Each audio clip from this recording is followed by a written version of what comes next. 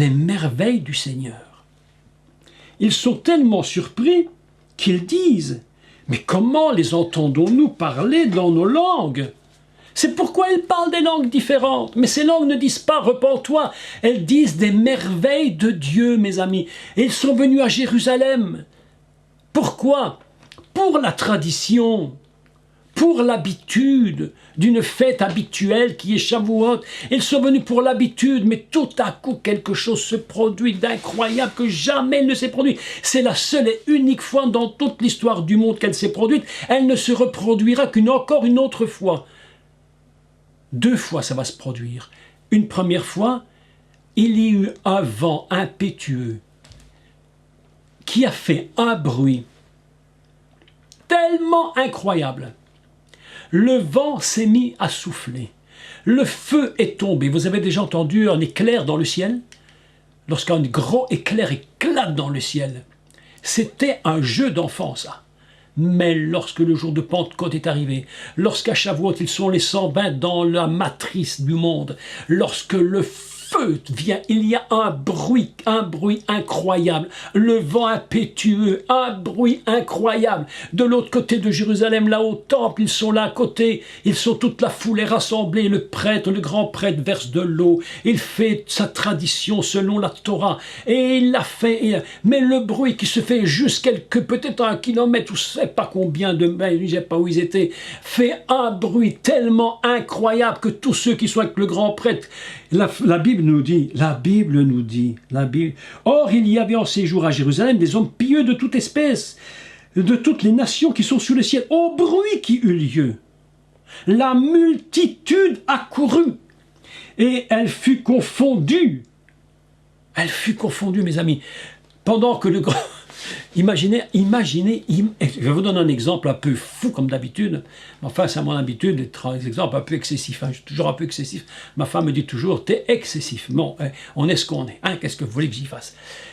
Bon, imagine Vatican, t'es au Vatican et le pape fait son sermon là, grande cérémonie, extraordinaire, tout à coup de l'autre côté de Rome, une petite église, sous 120, c'est pas beaucoup.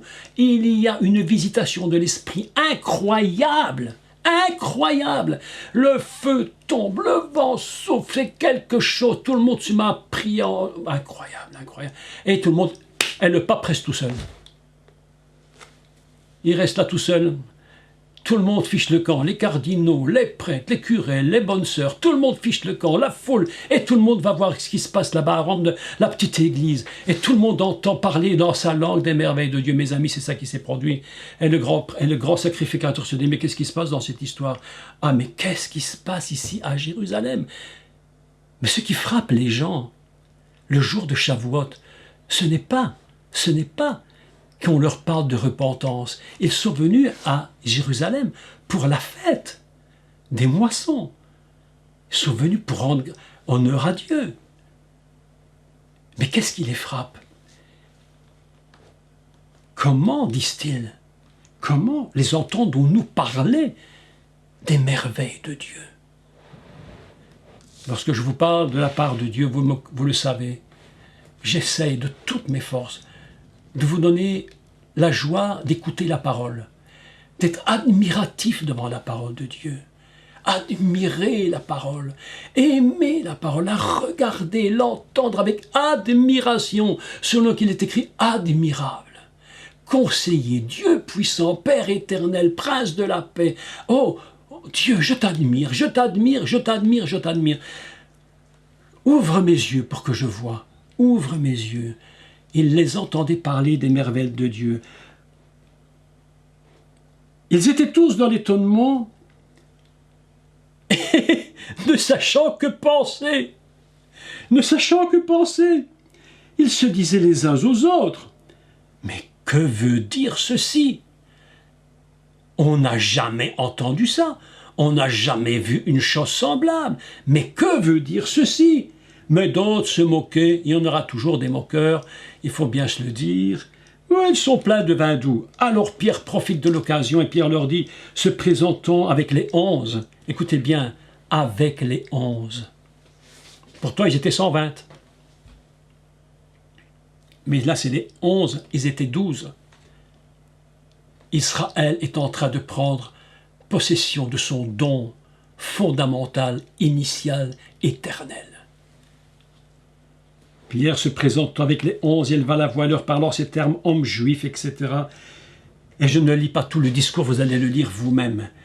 Mais si vous arrêtez la lecture de la fête de Shavuot au verset 1 jusqu'au verset 13, vous avez raté l'essentiel du texte.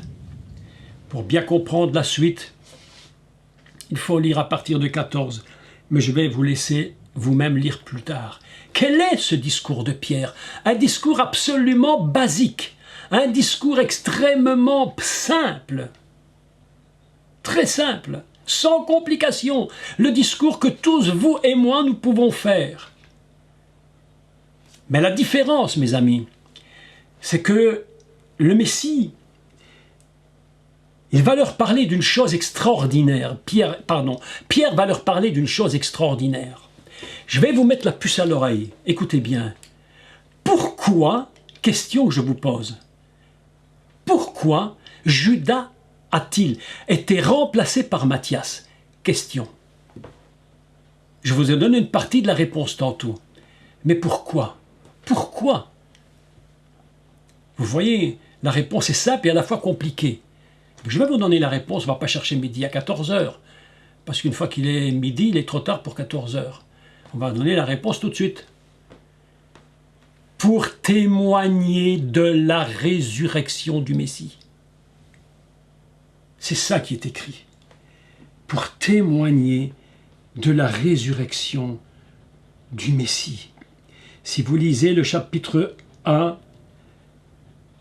jusqu'au verset, je pense, 23, 24, 25, vous allez voir, voilà, au verset 21, écoutez, il faut donc que parmi ceux qui nous ont accompagnés tout le temps, que le Seigneur Yeshua a vécu avec nous depuis le baptême de Yohanan jusqu'au jour où il était enlevé du milieu de nous, qu'il y en ait un qui nous soit associé comme témoin de sa résurrection.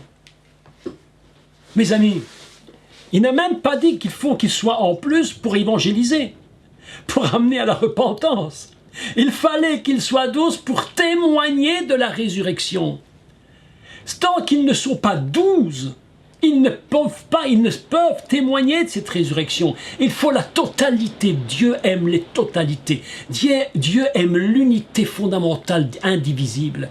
Il faut qu'ils soient 12 pour témoigner de sa résurrection. C'est pourquoi le jour de Shavuot, Pierre commence et il leur parle de la résurrection. Il dit, celui que vous avez crucifié, celui que vous avez rejeté, celui dont vous ne vouliez pas, celui-là, il est ressuscité des morts. Le témoignage de Shavuot, c'est la résurrection. Et tant qu'on n'a pas compris que nous parlons d'un ressuscité, c'est-à-dire d'un vivant, mes amis, d'un vivant, comment voulez-vous que nous puissions parler d'évangélisation? Impossible. Et Pierre leur parle et il va leur expliquer d'une façon absolument, mais extraordinaire, qu'il était impossible que la mort le retienne en son pouvoir. Vous l'avez tué, vous l'avez crucifié, vous avez utilisé les Romains pour le tuer. Il leur parle, et il leur dit, mais voilà ce qui se passe. Mes amis, la moisson est prête. Regardez le champ qui est déjà blanchi. Regardez. Tout le monde se tourne, personne ne voit rien. Mais Pierre avait vu. Les disciples et 11 qui ne voyaient rien quand Yeshua leur parlait. Ils étaient avec la Samaritaine, ils se disaient, mais pourquoi il parlait qu'une femme? Oh, ça ne se fait pas. On n'a jamais fait ça ici, comment on peut faire ça? Ils n'avaient pas vu ce que le Mashiach voyait. Mais maintenant ils sont 12 et ils voient quelque chose. Et Pierre se lève et il parle. Ils sont témoins de la résurrection. Première chose, la Shavuot n'est pas le signe de Shavuot. Premièrement, c'est pas le parler en langue. C'est le feu, c'est le vent. J'ai pas le temps d'expliquer tout ça en détail, impossible. Mais c'est le vent qui souffle, c'est le feu qui tombe. C'est puis rempli de l'esprit, parler en langue des merveilles de Dieu, et puis parler de la résurrection. Et écoutez la finale de Shavuot, elle est impressionnante. La finale est impressionnante. Verset 38. chapitre 2. Pierre leur dit, non, verset 37, pardon. Après avoir entendu ce discours, ils eurent le cœur vivement touché. Et ils dirent à Pierre et aux autres apôtres, c'est pas par hasard que c'est écrit aux autres apôtres, ils étaient 12, il fallait qu'ils soient 12, témoins de la résurrection. Mes amis, mais comprenez-moi, je vous supplie de me comprendre, je vous parle avec la vérité, je vous parle du ciel, je ne vous parle pas de la terre, je ne vous parle que du ciel.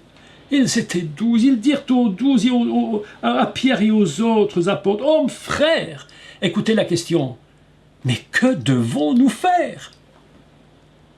Mes amis, écoutez, vous allez voir la différence qu'il y a entre une évangélisation normale de chez nous, que je ne critique pas, que tous nous avons fait, moi compris d'ailleurs tous.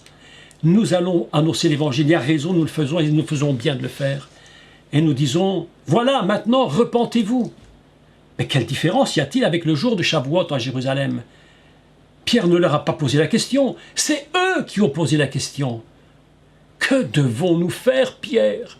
Que devons-nous faire, Matthias? Que devons-nous faire? Que devons-nous faire? Alors Pierre saisit l'occasion, parce que leur cœur est ouvert. Quand on te pose la question, réponds toujours. Ne fais pas un chemin comme ça, à droite, à gauche, comme un non. Va droit au but. Va droit au but quand on te pose la question. Si quelqu'un te dit, mais qu'est-ce que je dois faire? Répondez-lui. Pierre leur dit, faites teshuva. Faites teshuva.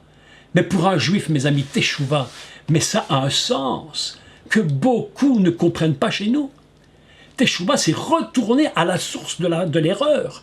Retourner à la source où vous avez commis l'erreur. Et réparation. Teshuva et réparation.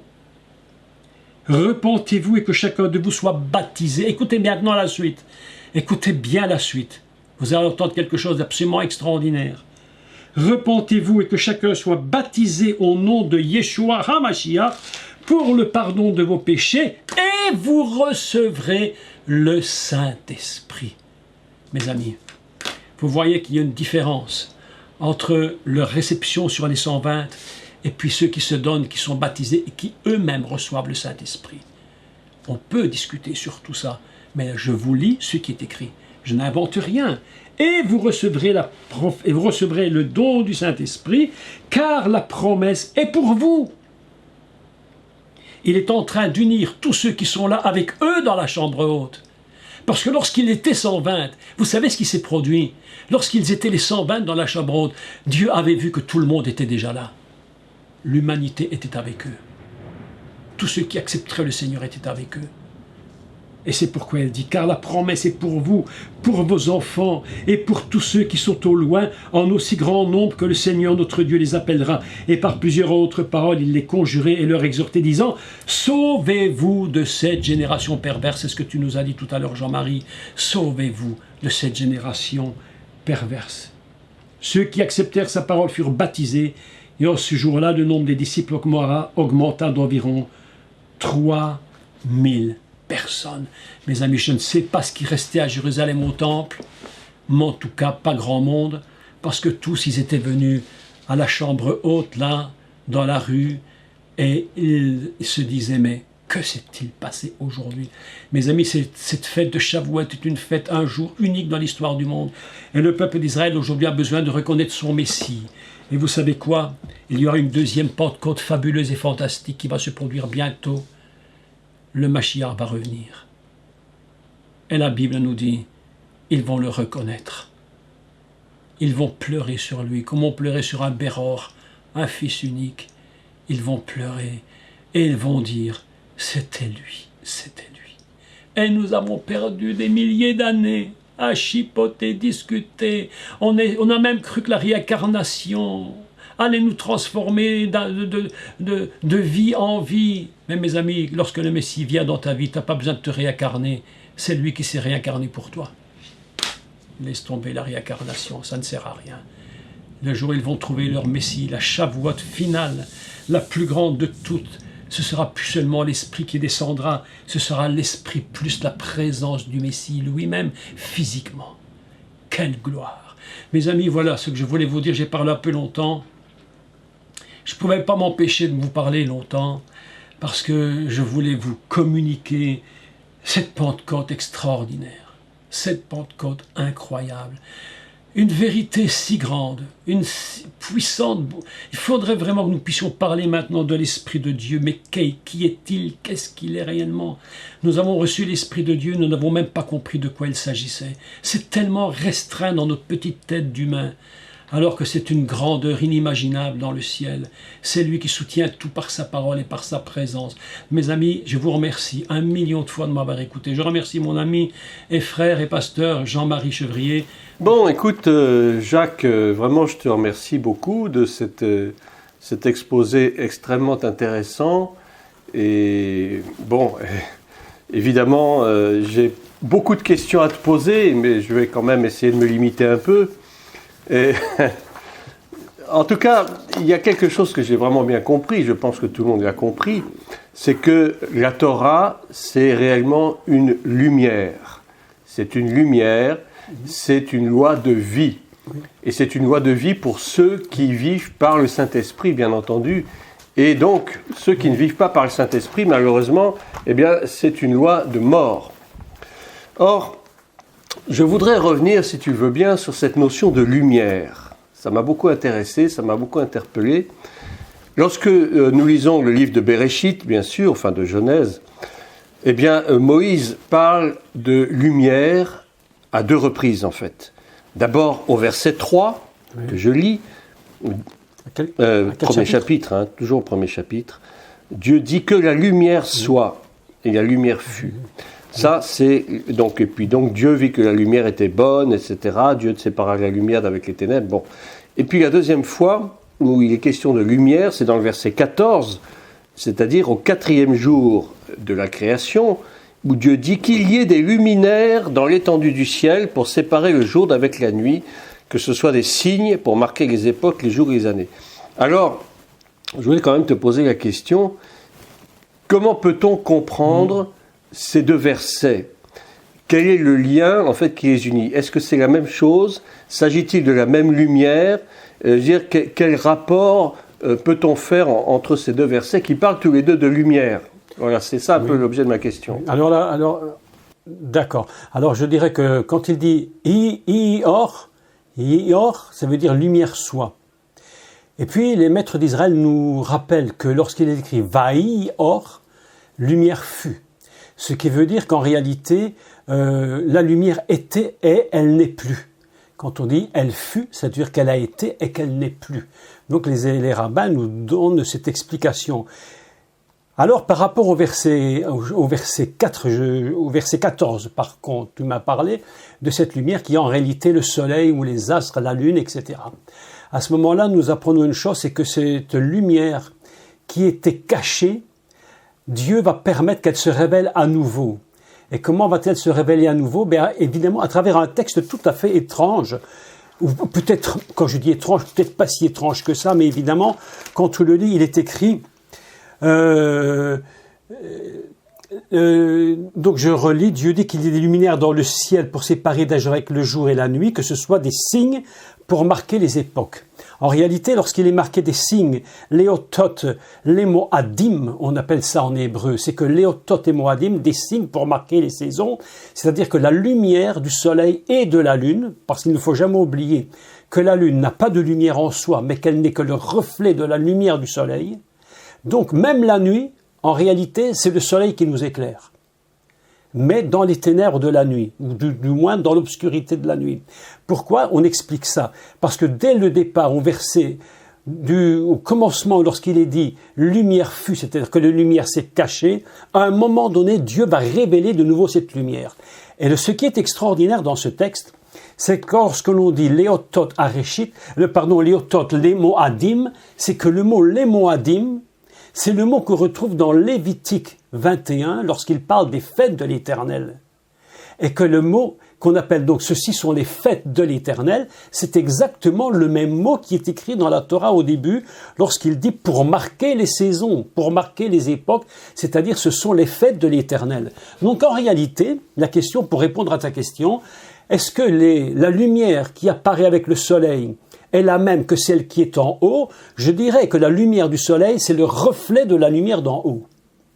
La lumière originelle, où il est écrit « Vaï or, lumière soit », et puis « Vaï or, elle s'est cachée, elle s'est retirée », va de nouveau être apparente à travers les 7 fêtes de l'Éternel. C'est pourquoi, au verset 14, on utilise exactement le même verset, le même mot hébreu pour parler des 7 fêtes. Donc les 7 fêtes, en réalité, c'est la résurgence ou la réapparition pour le monde de ce que représente la lumière originelle. D'accord, très, très, très bien. Ok, ça m'éclaire davantage.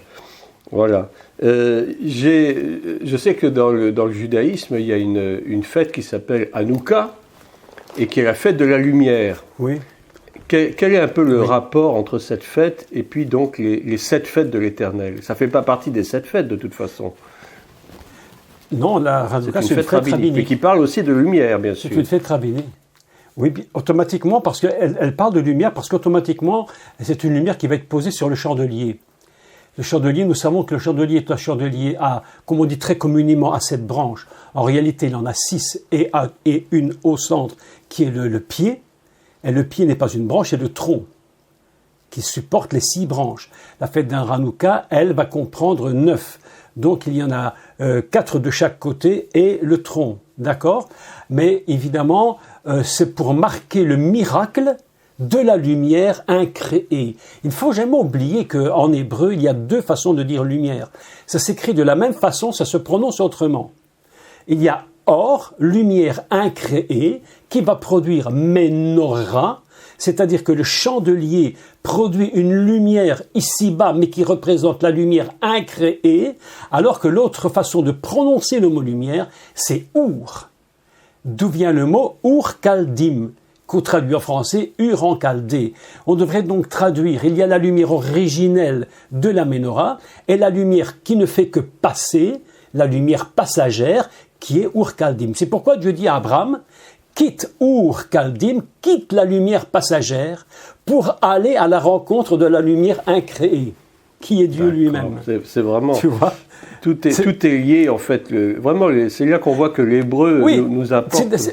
Ouais. Et si je peux me permettre de te faire juste une petite réponse, c'est quand on parle du mari, donc de l'époux de Bathsheba, la femme que David avait prise et qu'il n'aurait pas dû. Et lui, il va s'appeler évidemment Uriah, et non pas Or-Ia.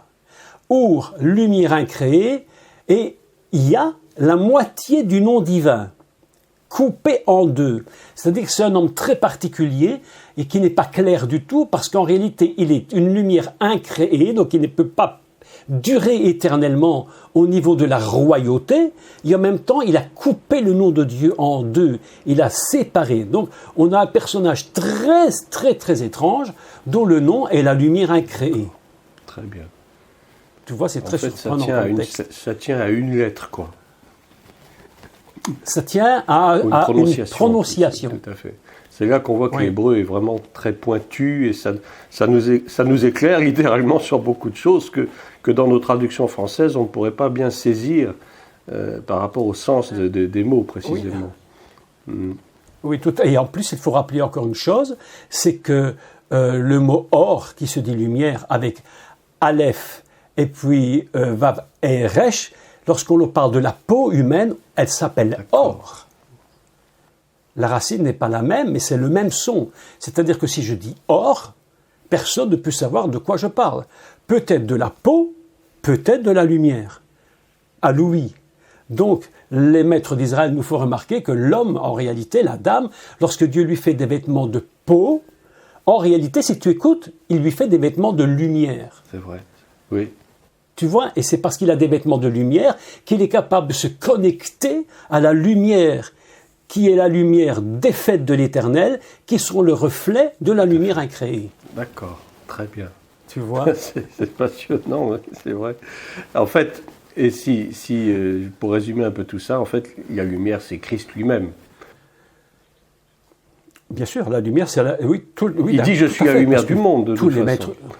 Et dans le psaume 119, 105, il dit « Ta parole est une lampe à mes pieds et une lumière sur mon sentier ». En fait, tout se ramène à Christ, quoi, finalement. Tout se ramène au Messie. Il y a un très beau texte, d'ailleurs un très très beau texte, dans le livre des Proverbes au chapitre 6 et au verset 23, qu'il dit ceci, « Car le précepte, c'est-à-dire la Torah, les préceptes, les mitzvot, le précepte est une lampe et l'enseignement est une lumière. » Donc on a une idée très intéressante, c'est que, en finalité, si je prends la traduction française telle qu'elle est, il dit en réalité, les mitzvot, c'est une lampe, mais une lampe n'a aucun intérêt, mais elle ne sert strictement à rien si elle n'éclaire pas. Nous avons tous chez nous des lumières dans nos maisons, des ampoules qui ne sont jamais allumées, on ne les allume que dans les ténèbres. Là, elles deviennent utiles, sinon elles ne servent à rien. Donc il dit, le précepte est une lampe, le mitzvot c'est une lampe, mais sans qu'il soit connecté, sans que la mitzvot et sans que la Torah soit connectée véritablement à la source fondamentale, la mitzvot ou la Torah ne peut même pas éclairer. Très bien. C'est pourquoi elle dit, comme tu le disais, ma parole est une lampe à mes pieds, c'est tout. Si tu n'as pas la connexion avec la lumière incréée, qui est le Messie lui-même, tout ça ne prend pas vie. Tout à fait. Alors, j'avais une autre question, si ça ne t'ennuie pas trop, par rapport à l'eau. Parce qu'en fait, tout se résume à ça, la lumière et l'eau. Et tu as très bien, tu as dit dans ton exposé que, effectivement, l'eau est la seule chose que Dieu n'ait pas créée, qu'Élohim n'ait pas créée. On est d'accord. Ce qui revient à dire que finalement, comme on peut ramener l'eau vive à Christ, en fait, c'est ça la vérité. Donc effectivement, c'est une preuve de plus pour dire que Christ n'a pas été créé. Christ existe de toute éternité. C'est-à-dire, il faut comprendre évidemment l'homme Christ, l'homme Messie, l'homme Mashiach, d'accord ? Celui qui est Mashiach en tant qu'homme, lui, il a été conçu automatiquement, puisqu'il est comme nous, il est conçu comme un homme. Mais fondamentalement, il est totalement éternel. Dans sa notion messianique fondamentale, il est complètement éternel. C'est pourquoi il est écrit que même son sacrifice, qui pourtant est un sacrifice terrestre, la parole nous enseigne qu'il est un sacrifice éternel. C'est-à-dire qu'il n'a ni commencement ni fin, ce sacrifice. Et que le monde est même créé à partir du sacrifice. D'où la notion du sang, qui est très importante. Et c'est pourquoi l'apôtre Paul va appeler le Mashiach Yeshua, le dernier Adam. Parce que dans Adam, il y a Dam, qui est le sang. Donc, on est dans une notion d'éternité. Le Messie, fondamentalement, le Mashiach, fondamentalement, est éternel, mais en tant qu'homme, il est créé en tant qu'humain, et je dirais même, entre guillemets, avec beaucoup d'explications un peu complexes, qu'il est même en tant qu'humain, je veux dire, temporel, parce qu'il vient et il meurt. Et c'est parce qu'il est comme nous, temporel, que Dieu va le ressusciter pour le refaire monter dans la matrice fondamentale éternelle, d'où il vient. D'accord, et ça c'est un peu une réponse à ce... Parce qu'il y a beaucoup de chrétiens qui croient en l'existence de Jésus en tant qu'homme, mais qui vont toujours nier la divinité de Jésus en tant que venant du Père. En fait, c'est quoi qu'ils n'ont pas compris qu'effectivement, Jésus est incréé, et il n'a ni commencement ni fin. Absolument, c'est-à-dire qu'il ne voit que le côté terrestre de l'homme Jésus, mais il ne le considère pas en tant que dernier Adam. Même parfois on dit second Adam, mais il n'est pas second, en fait, il est dernier. Mais, là, je vais te permettre de te répondre à ça, parce qu'il y a trois choses. Il y a le premier Adam, il y a le second Adam et le dernier. Alors, c'est très compliqué, mais je vous donne une petite explication. Le premier Adam, c'est celui que Dieu crée dans l'Éden, qui représente, on appelle ça Adam Arishon, le premier Adam. Puis le Messie vient en tant que second. Pourquoi est-ce qu'il vient en tant que second ? Parce qu'il ne peut pas venir en tant que dernier d'abord. Il ne peut pas être premier, parce que le premier, il est dans l'Éden et il a péché. Le Messie vient en tant que second. Pourquoi? Parce qu'il va devoir prendre la place du premier pour être vainqueur. Et au moment où il est vainqueur surtout, il ne s'appelle plus second, mais il s'appelle dernier. Ce qui veut dire qu'après lui, il ne peut plus y en avoir un autre. Tu vois, là, on parle du second homme, mais en réalité, dans la traduction, il est écrit le second Adam. Donc, on a le premier en Éden, le second qui va venir sur terre et il va tout faire pour rester dans la sainteté sans jamais pécher. Parce qu'il ne pêche pas, il va s'appeler le dernier Adam. Après lui, il n'y en a plus. La boucle est bouclée, quoi, en quelque sorte. Ouais. Et la boucle est bouclée. On est retourné à l'origine. Je dis souvent dans mes cours que le but de Dieu, c'est de faire retourner l'humanité à l'origine. Tu vois, c'est pourquoi on avait besoin, n'en déplaise au prophète Mohammed, qui dit qu'il était le dernier. Il ne pouvait pas être le dernier, parce que déjà avant lui, 500 ans avant, le Messie était le dernier. D'accord. S'il avait été le second, en allant au ciel, c'était une catastrophe. Parce qu'on en aura entendu un troisième. Tout à fait. Donc c'est pourquoi il y a cette définition du premier, du second et du dernier. Tu comprends? C'est très très important de comprendre cela. Tout à fait. Alors une dernière petite question. Alors c'est un peu une question d'ordre général. Je me dis, mais enfin, les Juifs ont la Torah depuis longtemps. Oui. Mais comment expliquer, moi je me pose souvent la question, comment expliquer que malgré tout ce qui est annoncé dans la Torah, dans le Tanakh, dans les prophètes, concernant le Messie, on voit ça dans Ésaïe, dans Zacharie, dans Ézéchiel, dans Michée, comment, malgré tout cela, les Juifs ont quand même rejeté Christ? Alors l'apôtre Paul donne la réponse, il dit, ils ont un voile. Ils ont un voile devant les yeux. Il faut savoir, il faut comprendre le voile, parce que tu sais que pour entrer dans le Saint des Saints, il y a 3 voiles différents. Et aussi longtemps que les 3 voiles ne seront pas ôtés, on ne pourra jamais atteindre le Saint des Saints. Et les Juifs, ils sont toujours face au voile. Et c'est pourquoi le dernier voile n'est jamais ôté. Le dernier voile n'est pas ôté. Et le dernier voile s'appelle le paroret. Et ce paroret, c'est ce paroret qui est l'anagramme, tiens-toi bien, l'anagramme de kaporet, qui signifie le pardon. Sur l'autel du sacrifice, il y a toujours ce kaporet, qui est à dire l'image du pardon.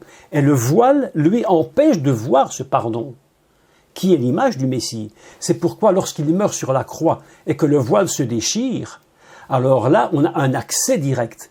Aussi longtemps que le voile n'est pas déchiré, le Juif est devant le voile, il ne peut pas passer de l'autre côté. Ça lui est impossible. Il ne sait pas passer de l'autre côté. C'est pourquoi ils peuvent lire la Torah tant qu'ils veulent. Si le voile ne se déchire pas, ils ne peuvent avoir la révélation. C'est ce que Paul dit. Ils ont un voile. Et c'est lorsque le voile se déchire en Christ qu'ils comprennent qui est le Messie. D'ailleurs, Jean-Marie, tu sais que comment Saul de Tarse a-t-il rencontré le Messie? Lorsque quelque chose s'est déchiré devant lui. Quelque chose a été déchiré. Et tout d'un coup, il entend une voix, il voit une lumière. Et qui lui dit, mais pourquoi me persécutes-tu? Et Paul, il pose une question, mais très intéressante. Il dit, mais qui es-tu? Il dit, qui es-tu? Pour nous, ça paraît tellement basique. Parce que tout le monde dit, mais c'est Jésus, c'est le Messie. Mais pour Paul, pas du tout. Et il lui répond, c'est moi le Mashiach Yeshua que tu persécutes. Le voile se déchire à partir de ce moment-là. Et tu sais comment on appelle ça? On appelle ça une véritable conversion. Tout à fait. Oui.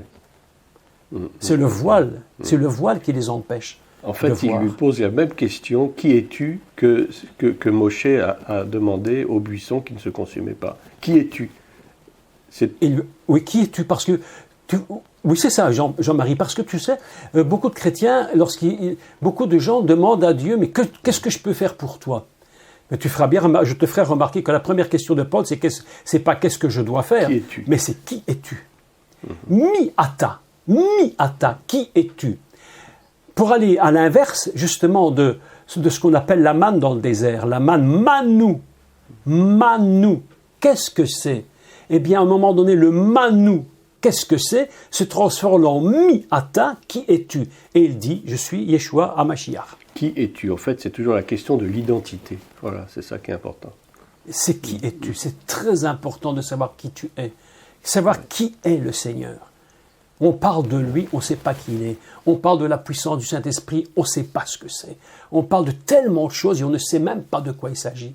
C'est vrai que beaucoup de chrétiens, je dirais, et nous-mêmes, on a été pareil, moi le premier, souvent on a l'impression de prier quelqu'un qu'on ne connaît pas vraiment. On se dit chrétien, on croit en Jésus, on croit au Messie, mais au fond de nous-mêmes, est-ce que nous savons vraiment qui il est? Je crois que c'est une question éternelle, hein, il me semble. Oui, c'est pourquoi Moshe, lorsqu'il était sur la montagne, va demander mais qui es-tu? Et puis à un moment donné, il va dire mais quel est ton nom? Alors c'est très intéressant. Écoute, c'est très intéressant parce que il dit si. Non, mais là Moïse il joue un double jeu. Hein. Il joue un double jeu. Il va jouer un jeu pas très clair d'ailleurs, parce que il va dire à Dieu écoute, oui mais c'est pas moi qui te pose la question. Je suppose qu'ils vont te poser une question. Hein, le peuple en Égypte, ici, il me demande qui tu es, mais qu'est-ce que je vais leur dire? Ça veut dire qu'en finalité, lui-même, il ne savait pas. Effectivement, oui. Parce qu'il l'avait su, il n'aurait pas posé la question. Donc il lui dit, s'il me pose la question, mais qu'est-ce que je vais leur répondre? Et il leur dit, mais écoute, tu leur diras, je ne vais pas te donner mon nom parce que je n'ai pas de nom. Je vais te donner mon essence profonde. Le nom, c'est l'essence. Le nom, c'est l'essence divine. Qui es-tu? Je suis celui qui suis. C'est pas un nom, c'est l'essence divine. Et là, Moïse joue un double jeu, tu vois. Mais comme quoi, c'est très important de savoir qui il est et ce que nous avons à faire. Avec qui avons-nous affaire? Voilà une question. Écoute, je te remercie beaucoup. Je crois que je vais arrêter les questions pour ce soir, sinon j'en aurais des multitudes à te poser, évidemment. Mais je crois qu'il faut mettre un terme à toute chose. Voilà, donc merci beaucoup, Jacques. Merci.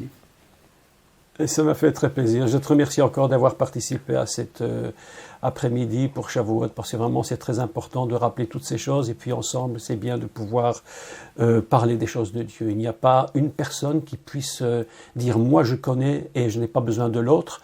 Nous avons toujours besoin d'écouter un autre qui a quelque chose d'autre à dire, parce que c'est la multitude des révélations qui permet de connaître l'unité du Messie. C'est une très grande chose qu'il faut que les gens apprennent absolument, c'est que nous n'avons pas la révélation tout seul. Nous avons la révélation tous ensemble. Et c'est pourquoi je te remercie encore de nous avoir partagé cet enseignement, le premier enseignement aujourd'hui. Et ça m'a fait très plaisir. Et que Dieu te bénisse beaucoup. Avec la grâce de Dieu, nous allons pouvoir faire d'autres choses plus tard ensemble. Dieu voulant. Merci à toi en tout cas. Merci. C'était très, très agréable, très instructif. Et en tout cas, personnellement, ça m'a beaucoup apporté. Voilà. Merci beaucoup.